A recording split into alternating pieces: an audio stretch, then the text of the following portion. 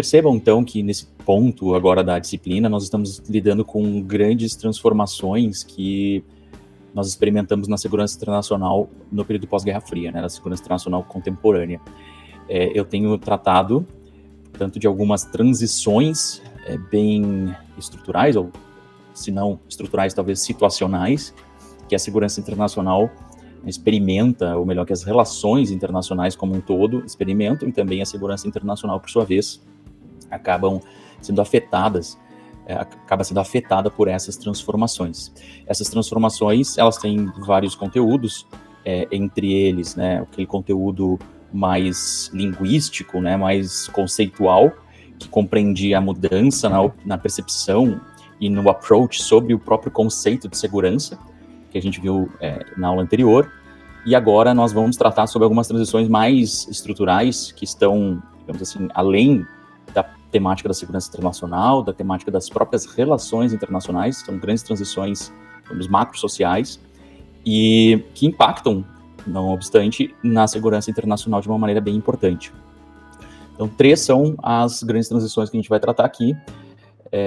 Há outras, obviamente, então, mas nessa aula a gente vai tratar dessas 3, e na aula que vem a gente vai tratar de mais 2, que são mais relativas às relações internacionais ou ao sistema internacional em si, e não ao sistema humano, né, não ao planeta, digamos, como é o caso, né, de todos os sistemas sociais que estão envoltos nas mudanças demográficas, energéticas e de tecnologia. Bueno, mas hoje o que nos interessa é demografia, energia e tecnologia. Para isso, né, a gente vai basicamente se orientar, tentando entender que transições sistêmicas de longa duração, né, macrohistóricas, estão afetando a segurança internacional contemporânea. A gente elenca aqui 3 delas, né, mudanças tecnológicas, energéticas e demográficas, né, e como que elas impactam a segurança internacional. Então vocês tinham que ler 3 textos principais para a aula de hoje, 2 ou 3, não me engano agora se o texto do livro do Paul Williams, né, o Security Studies and Introduction, ele era obrigatório. Eu acho que sim, né, o da Cita-Belli.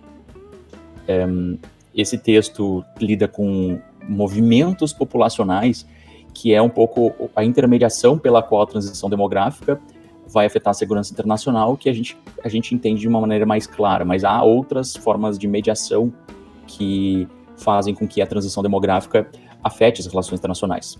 Mas já vamos chegar nisso. O ponto fundamental aqui no momento é tentar entender o que é, então, transição demográfica, afinal de contas. Transição demográfica, que eu coloco aqui, e outros colegas, né, sobretudo colegas que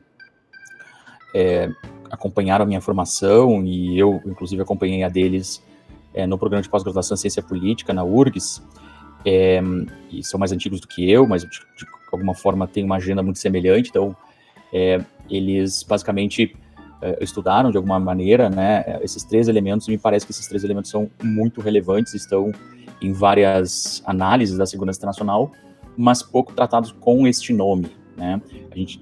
A gente, por exemplo, nesse próprio artigo, né, da Cita-Belli, fala-se em movimentos populacionais, tá? Mas qual é a causa desses movimentos populacionais? O que está por trás? Que transições fundamentais estão por trás desses movimentos populacionais, além do que é óbvio, né, dos fenômenos de guerra, insegurança, pobreza, tá? Mas o que tem a ver, né, com questões mais estruturais que estão relacionadas a esses movimentos, né, de refugiados, por exemplo, né, movimentos migratórios que produzem impactos mesmo, se a gente discorda, né, produzem impactos na segurança internacional.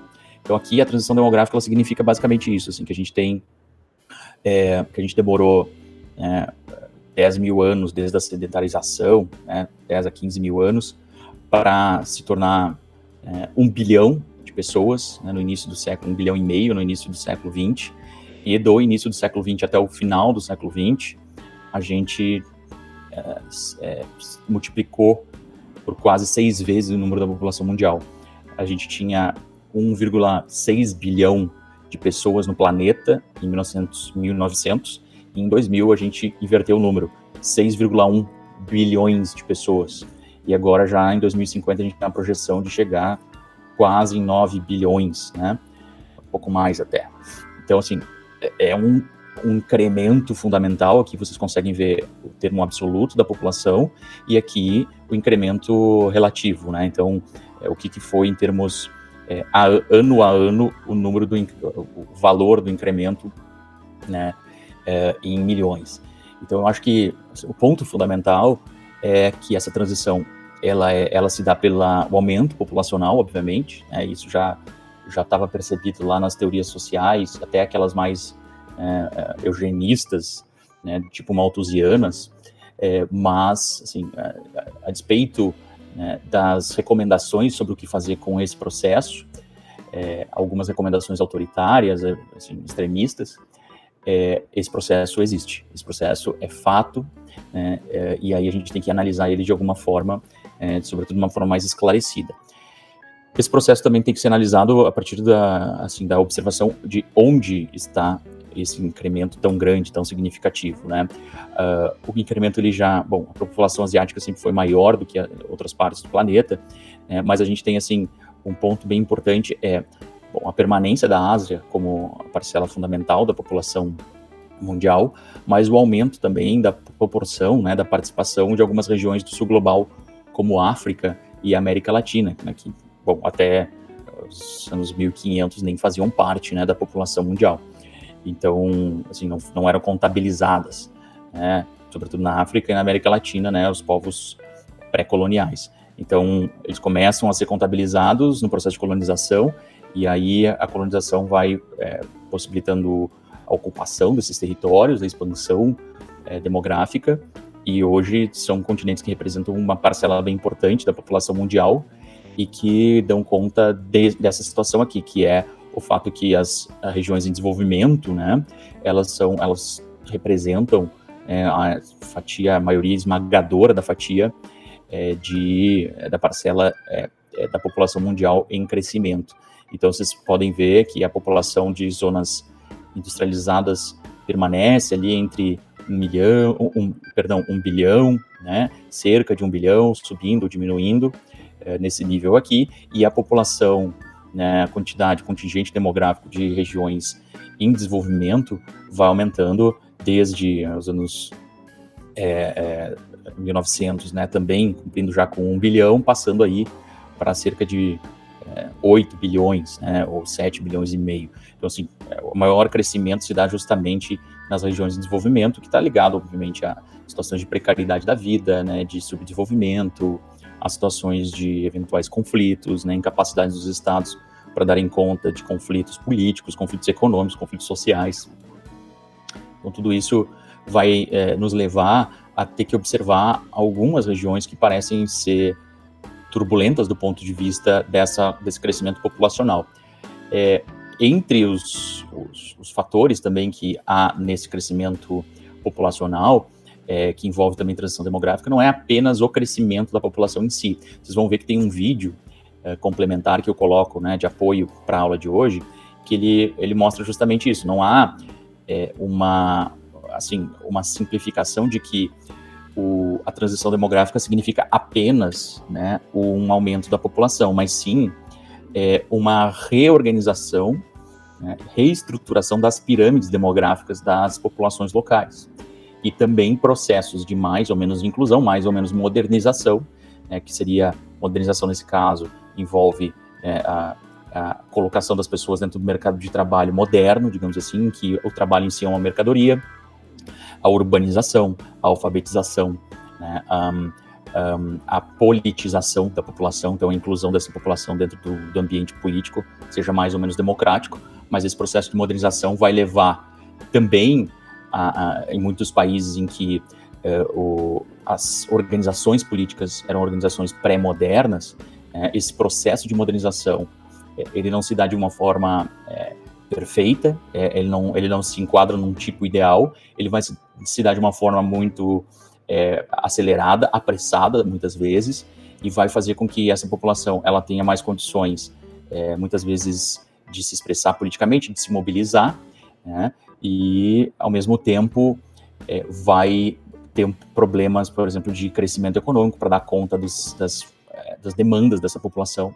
Então, a modernização ela produz, por um lado, né, uma certa conectividade das sociedades locais e mobilização social, mas, por outro lado, não necessariamente ela produz crescimento econômico ou participação política, e vai fazer com que muito essas populações se tornem cada vez mais questionadoras, mais críticas, né? A alfabetização é um processo importante, a educação é um processo importante nesse momento, inclusive com as suas escassezes, né? A sua escassez, melhor dizendo, né? A sua escassez de riqueza, a sua escassez de participação política, né? E isso vai produzir, né, demandas frente à falta de emprego, né, frente à estrutura talvez desatualizada, né, do sistema de educação. E isso explica algumas teorias, como teorias do Emmanuel Todd, né, e do Brzezinski, que foi assessor de segurança nacional, né, do governo Nixon,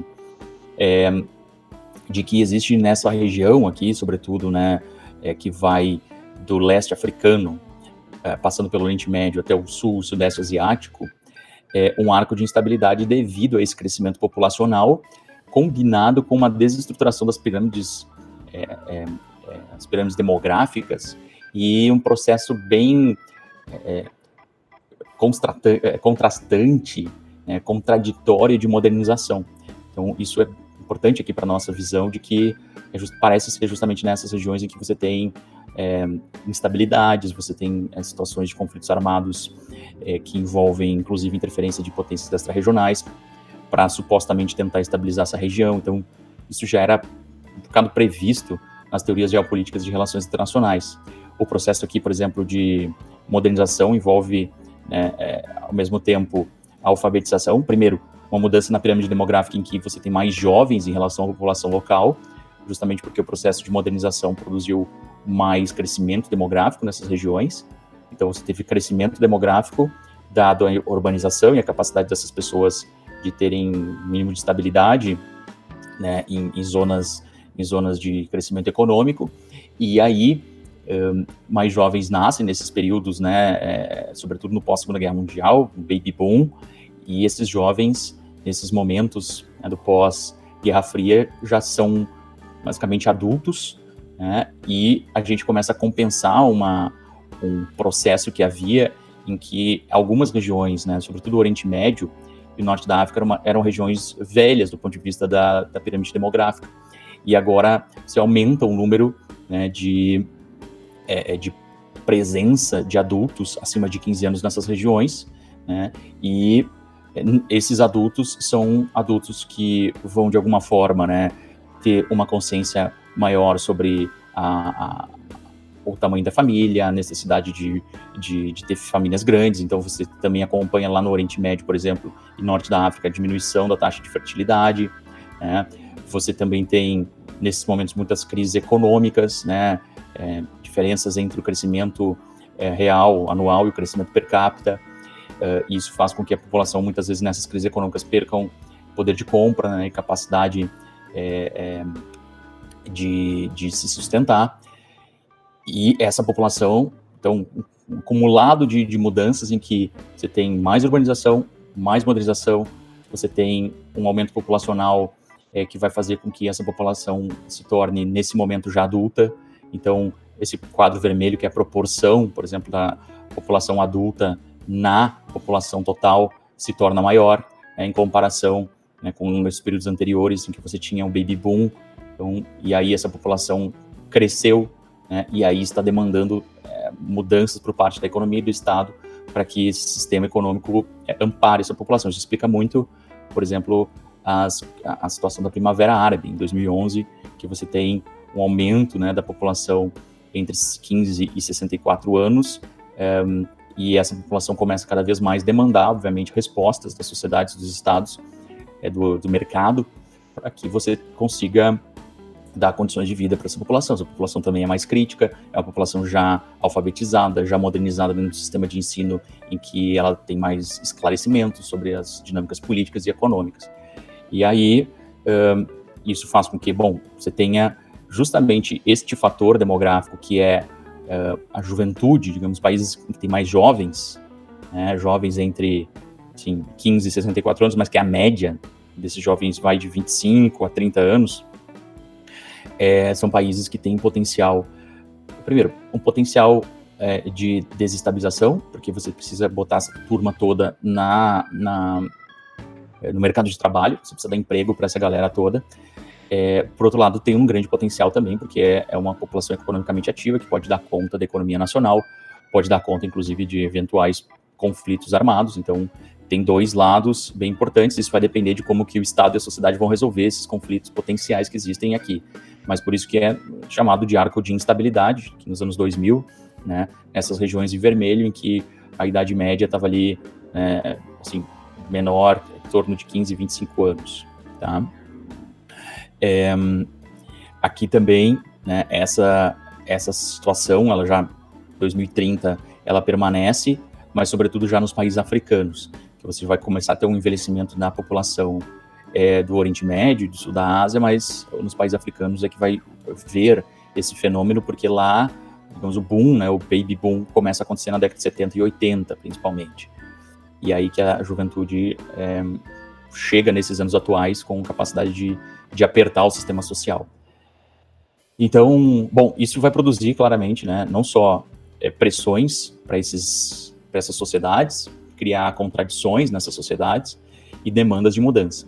Muitas vezes essas contradições, se elas não forem resolvidas de maneira pacífica, moderada, por instituições locais, de forma a garantir estabilidade e inclusão, né, mínima à sociedade local, é bem provável que esses processos possam produzir conflitos, né, conflitos armados, insurgências, grupos que não se sentem, né, reconhecidos pelo Estado, não se sentem parte da estrutura social, e aí tentam, eventualmente, derrubar a força do governo, ou se separar, né, por meio de um separatismo territorial, né, uma secção territorial, e constituir o seu próprio espaço. Outra forma também são grupos insurgentes que vão tentar controlar zonas de recursos armados, zonas que são capazes de garantir, por meio do crime internacional, né, do mercado ilegal, condições de renda, condições de sobrevivência. Então, nessas situações, a gente vai ter processos muito tensos e violentos, né, de disputa política, de competição política, e isso vai produzir, muitas vezes, uma pressão para as populações locais buscarem,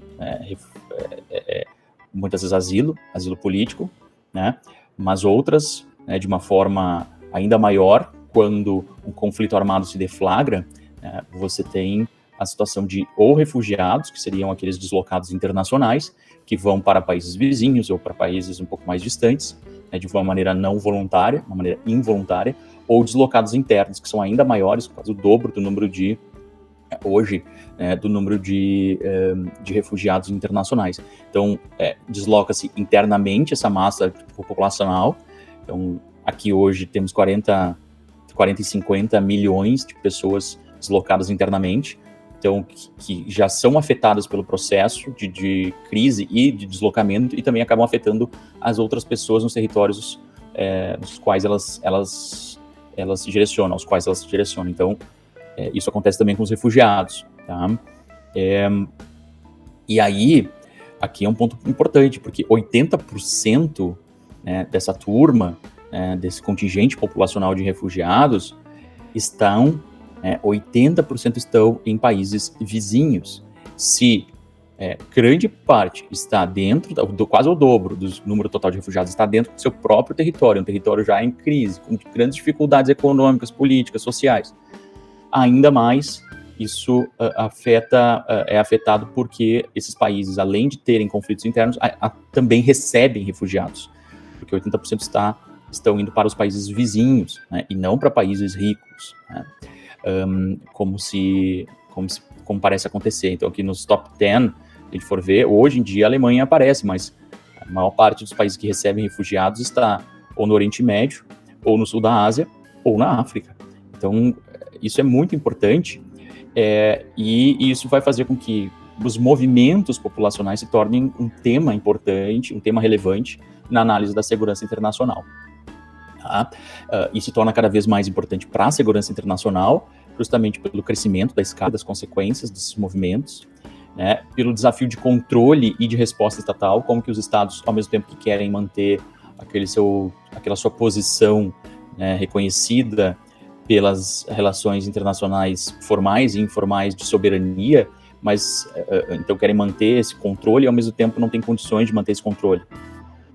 Ao mesmo tempo tem que dar alguma resposta, porque é impossível também, até para sua própria credibilidade, se não for por altruísmo, é por interesse mesmo, né? É impossível você simplesmente se negar a receber, a não ser estados que tenham regimes muito autoritários que vão eventualmente se negar a receber, como aconteceu em algumas situações, né, da recepção de refugiados da Síria na Hungria recentemente. Assim, você vai ter, sim, populações justamente marcadas por um sentimento xenófobo que muitas vezes vão se revoltar e alguns governos vão seguir por esse caminho, mas os custos são muito grandes, inclusive para os estados, né, que seguem por um caminho desse tipo. Então os estados têm que dar alguma resposta, né? Assim, outra questão é que cada vez mais o crescimento da população mundial é superior às taxas de crescimento econômico. Então isso traz grandes desafios para o próprio capitalismo, como que o capitalismo se sustenta se ele não tem condições de manter um sistema de consumo minimamente estável, né, para essa população.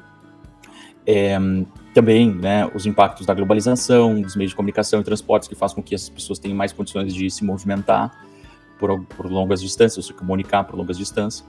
E também instabilidade territorial, instabilidade ambiental, né? Você tem problemas de zonas de alto assim, impacto de crises ambientais, né?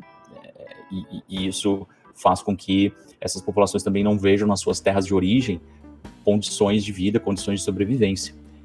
Então, assim, o impacto negativo, né, das migrações, do ponto de vista, assim, a gente está falando aqui nos movimentos populacionais de maneira ampla, digamos, né?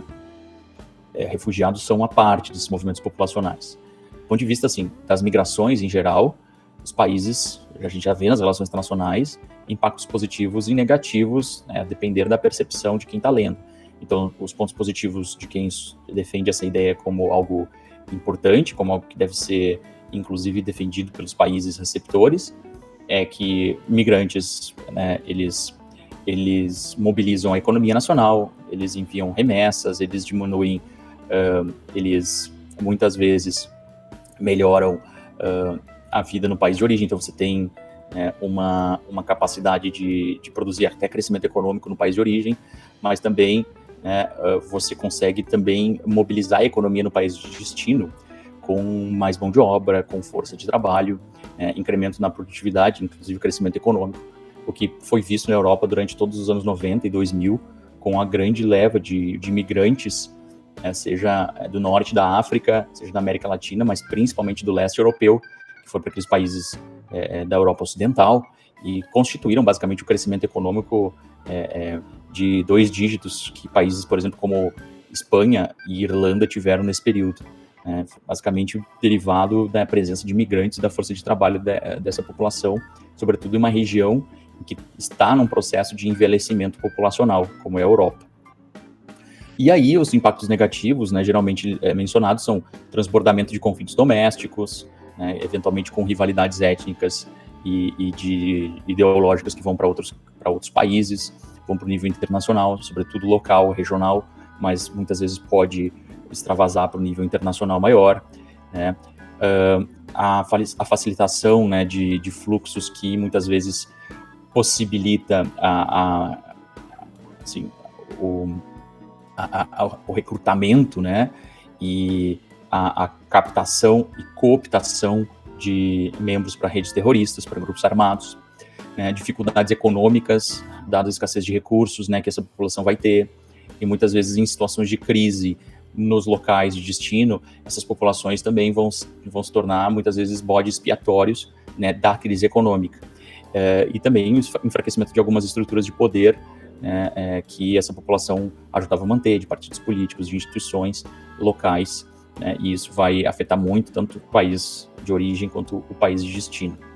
É claro que os movimentos populacionais, eles não são todos violentos, como o que a gente está falando aqui, né? A gente pode lidar com movimentos voluntários ou livres, ou involuntários e forçados. E os voluntários, eles são desde o legal, né, até o ilegal, desde permanente até temporário. Agora, o ponto mais importante aqui, que produz talvez mais impacto na segurança internacional, embora a gente vê veja, e muitas vezes, né, a securitização do problema da migração voluntária, né, em países ricos como Estados Unidos, em países europeus, né, como Reino Unido, ou Espanha, por exemplo, que mostram assim, como migrantes muitas vezes são tratados como bandidos ou como potenciais criminosos. A gente viu no governo Trump, né, toda aquela polêmica de construção do muro na fronteira com o México, na separação de famílias das suas crianças. Então, absurdos assim, lidando com essas pessoas como se fossem criminosos ex ante, né? Então já gera impactos às políticas de segurança, né, às políticas públicas de segurança, mas o impacto maior, sobretudo, é o impacto dessas migrações involuntárias ou forçadas, justamente porque essa migração legal ou a migração voluntária geralmente é feita para países desenvolvidos, que têm mais condições de dar conta, né, assim, relativamente mais desenvolvidos. Então, por mais que você tenha assim, muita migração vindo para o Brasil, né, de migrantes, né, de populações vindas de países da América Latina, da América do Sul, temos colegas aqui em disciplina, inclusive, né, de países africanos, de países asiáticos. Essa migração voluntária, ela geralmente ocorre quando há uma assimetria. O país de destino ele é mais estável, está mais estabilizado, né, e esse país tem condições, geralmente, de abarcar essa população relativamente mais estável. Pode ser tanto um país que esteja, né, estável do ponto de vista regional, como é o caso do Brasil, por exemplo, ou um país que globalmente é um objeto, né, de desejo de imigrantes, como Estados Unidos, Reino Unido, Espanha, França, etc. Né? Mas também os involuntários ou forçados, muitas vezes, eles são, né, também para esses países de estabilidade, mas na maioria das vezes as migrações involuntárias, né, de refugiados ocorre para países que não têm condições de receber, para países que têm grande instabilidade. É difícil também falar não tem condições de receber, porque parece que estou adotando um discurso de que essas pessoas não podem ir para esses países. Não tem uma outra solução. A questão é como que aquele país que recebe vai dar conta de incluir essas populações, como que eles vão ter condições de da situação de circulação, de livre circulação, de inclusão no mercado de trabalho, ou eventualmente de uma acomodação humana, né, antes do retorno. Então, tudo isso é algo que é importante, né?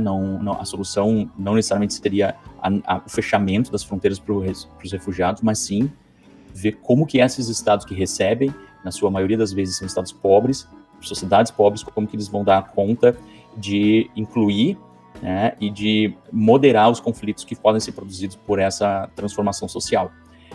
Então, obviamente, a gente tem normas e regimes do direito internacional que são, obviamente, muito mais avançados do que o que a gente vê na prática, né? Assim, tem um regime, né, de proteção aos refugiados, né, aos movimentos populacionais involuntários nas relações internacionais, né, normas formais, né, mas isso não garante necessariamente que as políticas nacionais sejam totalmente alinhadas a esses princípios. Aqui no Brasil a gente tem, sim, né, submissão constitucional, né, as normas de direitos humanos, sobretudo, né, e as convenções sobre refúgio. Então a gente já tem uma adequação da nossa legislação em relação a isso. Agora, em outros países, não necessariamente. Então muitas vezes essa população vai, porque não tem para onde ir, né, é recebida em campos de refugiados, muitas vezes, que são coordenados por organizações internacionais ou, eventualmente, até por organizações não governamentais, e aí sofrem problemas de estabilidade econômica, social, de falta de acesso a recursos, falta de acesso a comida, falta de acesso à educação, né, a perseguição religiosa, racial, política nesses locais. Então, se a gente vê que já existem alguns problemas no Brasil em relação a isso, né, de você ter uma população absurdamente refratária à vinda de migrantes voluntários ou involuntários para o Brasil, assim, imagina em países em que as condições econômicas são muito mais graves, em que você tem uma população com a taxa de educação e alfabetização muito menor, a estabilidade econômica e política é muito menos perceptível, então o potencial de conflitos é muito maior em países mais pobres, obviamente, em países mais desestabilizados. Não porque a pobreza é igual a crime, mas porque a pobreza gera grandes contradições sociais, e as contradições sociais muitas vezes podem levar a conflitos violentos, tá? Então, assim, a admissão de migrantes, do ponto de vista, como eu já tinha dito, né, os pontos positivos, a multiculturalização, a ampliação da capacidade econômica, e aqui nos negativos o que mais se observa pelos argumentos é a eventual ameaça à coesão social.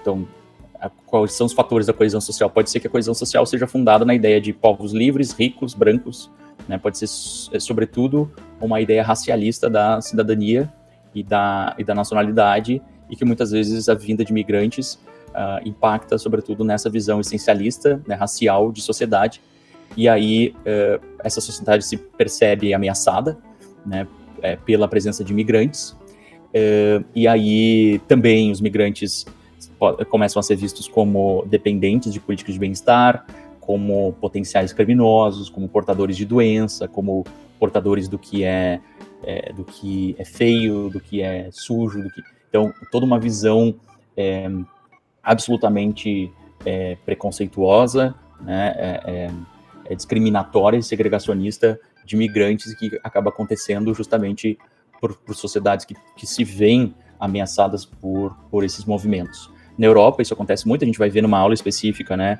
como a gente tem uma crescente securitização da migração, sobretudo a migração de povos muçulmanos, né, e do próprio Islã, ele se torna cada vez mais securitizado e se tornado ponto, né, de disputa na área da segurança, e não mais na área da integração social, do multiculturalismo. É muito interessante, assim, as diferenças, né? Por exemplo, o Canadá, um país que, no meu ponto de vista, assim, dos países ricos, né? É um país que tem que dá um exemplo muito claro sobre como pode ser feita uma política inclusiva de imigrantes numa sociedade que está envelhecida, numa sociedade que está perdendo contingente populacional e que precisa de imigrantes. O Canadá, ele se propõe a ser uma nova sociedade com imigrantes. Ele sabe que ele não vai ser mais o mesmo Canadá. Então ele se torna multicultural. Ele dá espaço para festejos. Ele tem o dia do parade, né, da parada multicultural, em que as pessoas vão conhecendo outras culturas, vão observando culinária, música, dança, moda, vestimenta, então valores religiosos. Isso tudo é exaltado como algo bom e não visto como um problema, aquela noção essencialista, integralista de nacionalidade, que parece que nunca vai mudar, então a nacionalidade tem que ser assim como era os nossos antepassados, né? Só que os nossos antepassados morreram e os atuais também estão morrendo. Então, como é que você vai dar conta de um país se você não tem uma população? E os migrantes são a solução do problema, né? E não o problema em si.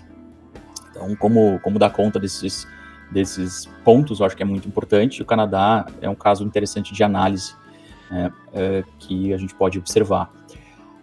E, é interessante também que os movimentos populacionais vão afetar na segurança nacional como na política externa. Então, muitas vezes, se você tem grupos migrantes que são muito importantes economicamente, como são os judeus nos Estados Unidos, né, você tem política externa sendo, inclusive, influenciada por esses grupos migrantes, sendo afetada, né? Então, a depender de qual é o grupo migrante, né, e do impacto desse grupo na sociedade, isso vai impactar tanto para um favorecimento da política externa de proteção a esse grupo ou de enfrentamento a esse grupo, como é no caso dos países europeus e da sua assim, política de guerra ao terror, supostamente enfrentando não necessariamente o terrorismo em si, mas uma sociedade, né, oriental, naquela visão orientalista mostrada pelo Edward Said. Você está combatendo uma civilização, né, uma outra civilização, e não necessariamente um grupo armado em si. Então, a política externa vai ser afetada, obviamente, com a vinda de imigrantes, sobretudo os refugiados, né? Embora você, como já tenha dito, né, tem convenções e um regime internacional de proteção aos refugiados, vai depender, obviamente, dos países, o que eles vão fazer. Então, por exemplo, tem países como Quênia, né, ou como Jordânia, né, que tem os principais campos de refugiados internacionais. O Quênia, sobretudo por causa da Somália, a Jordânia por causa da Palestina, né, e muitas vezes esses campos de refugiados, eles são atacados pelas Forças Armadas Nacionais, por suposta mobilização que existe dentro desses campos de refugiados com mais de milhões de habitantes, né, quase uma metrópole de grande peso, né, esses campos de refugiados, eles são, em algumas partes, atacados, né, até por Israel, por exemplo, né, atacando campos de refugiados no Líbano. Então, você tem, em muitos momentos, uma oposição do Estado receptor a campos de refugiados e a supostos grupos internos que se mobilizam, que entram na disputa, né, armada. E, por outro lado, também você tem alguns campos de refugiados que são apoiados pelo Estado receptor, como no Congo, por exemplo. Você tinha refugiados do regime do Juvenal Habyarimana, que cometeram o genocídio em Ruanda e que foram depois, né, quando o governo do Patriotic Front, né, ascendeu ao poder em Ruanda, esses grupos foram para o Congo e os campos de refugiados eram apoiados pelo governo congolês, e não só apoiados, mas também havia treinamento militar dentro dos campos de refugiados. Então também é uma parte de uma disputa política, de uma disputa securitária que envolve conflitos, obviamente. Aqui, países com maior, mais escuro, né, países com origem, que estão nos top de origem de refugiados em 2007, isso obviamente já alterou bastante, mas vocês conseguem ver que coincidentemente, são países em que há uma grande transformação demográfica naquele arco de crises, né? Aqui, países de destino, né? Então, países principalmente também aqui nessa região, tá? Com um número maior, Paquistão, com um número maior, Iraque, você vai ter países que vão ter uma instabilidade muito importante, Síria, como que países que recebem, por exemplo, conflitos, e tem conflito na Síria vindo de um problema, né, de desestabilização do Iraque, né, e a penetração do ISIS, reorganizando por meio do extremismo político antigos membros das Forças Armadas iraquianas e também membros da Al-Qaeda. Como é que você vai organizar isso? Onde que você vai organizar? Geralmente em países vizinhos. E aí esses países vizinhos vão ser o próximo da fila de conflitos armados muito problemáticos, né? Aqui mapas, eu gosto de mapas morfológicos, tá? São mapas morfológicos, acho que eu já falei para vocês, são mapas cujo tamanho do país, tá? O tamanho dos países é relativo ao tamanho do dado específico que a gente está medindo. Então, aqui, países de origem de refugiados, se o tamanho dos países, né, atuais, o tamanho dos países do globo, né, fosse determinado pelo número de refugiados de origem, né, de refugiados, a gente teria o nosso mapa mundi dessa forma, né? O sul da Ásia sobrevalorizado, a África sobrevalorizada, a África subsaariana principalmente, um bocadinho da América Latina, e leste europeu também. E dá para ver assim, os continentes pelas cores, né? Verde, Ásia, esse roxinho aqui, Europa, azulzinho, leste europeu, e um laranja meio vermelho, África, verde, América do Sul, e daí eu já não sei, eu acho que sou meio daltônico. Isso aqui é roxo, isso aqui é vinho, não sei. Então, isso aqui é rosa. Sempre tem problemas em identificar cores, principalmente entre o azul e o vermelho, assim, eu já não sei o que é o que. Então, assim, tá, entenderam, né? África, também, né, sul da Ásia e Oriente Médio, e América do Sul como países de destino. Então, novamente, a gente tem dados em que os países desenvolvidos aparecem muito pouco, comparativamente aos países em desenvolvimento.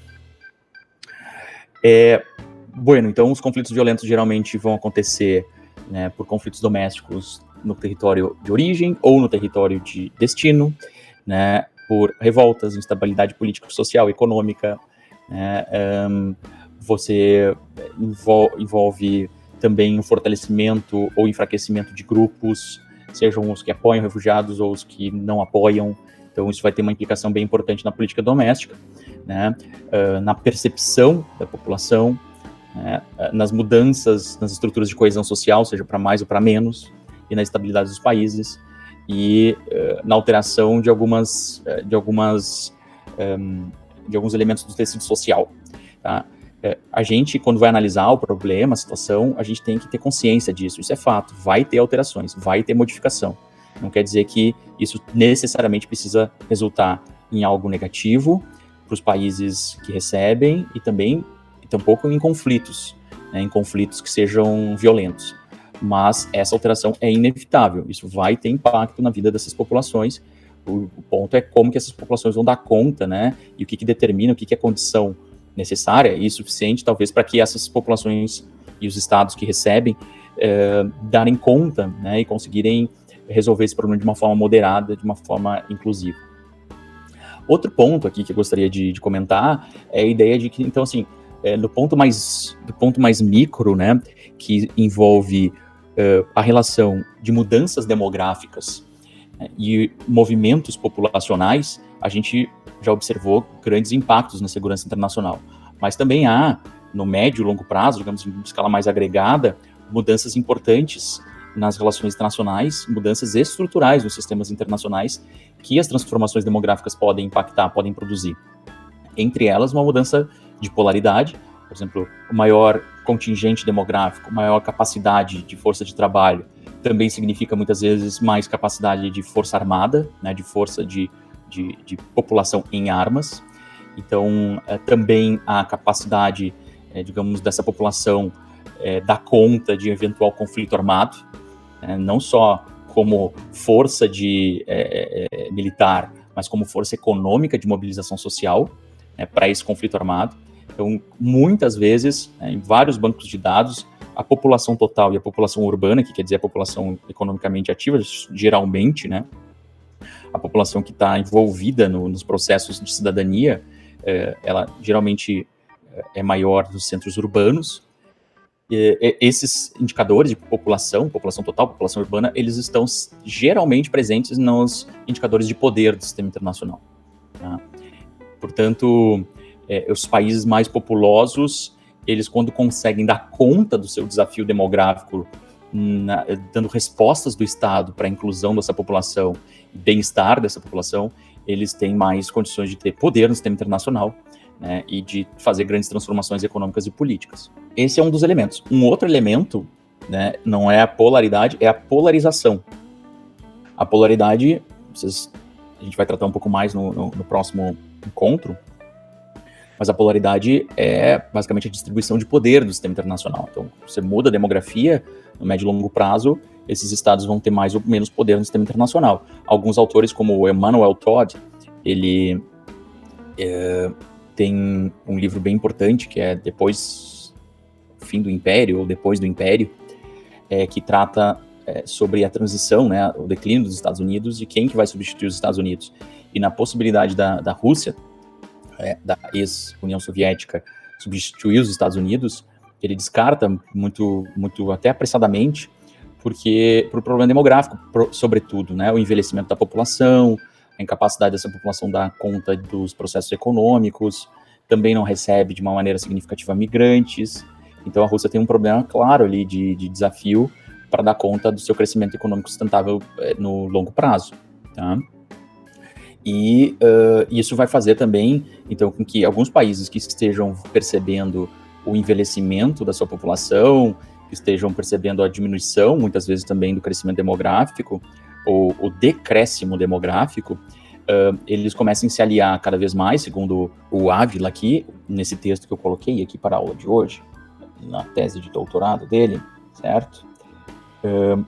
Ele vai falar sobre os impactos das transformações, das transições demográficas nas relações internacionais, e ele vai falar também sobre o que ele consegue perceber já nos anos de 2010, que são alianças existentes, né, eixos de aliança, que a gente poderia chamar de polarizações, entre países com esse desafio populacional, população já, uma sociedade mais pós-industrial, uma população que depende muito do Estado, dos benefícios do Estado de bem-estar social, e países em que tem uma grande, ainda um caminho à frente, em que a população economicamente ativa ainda vai se manter como a principal, né, a parcela da população nacional. E aí ele percebe algumas alianças que estavam sendo feitas justamente para que isso se mantenha, talvez até implicitamente, esta era uma razão, né, mas algumas coincidências entre as relações entre Rússia e China, França e Brasil na época do governo Lula, né, Estados Unidos e Índia, Reino Unido e Nigéria, como que potências centrais, né, como que países desenvolvidos veem a necessidade de ter pivôs na periferia que vão dar conta daquela mão de obra que ele vai precisar, tal qual era o processo da colonização. Você tinha mão de obra, sobretudo, nas periferias, né? Então, talvez novos eixos de polarização também venham a serem formados, assim como a Vila aqui nos sugere.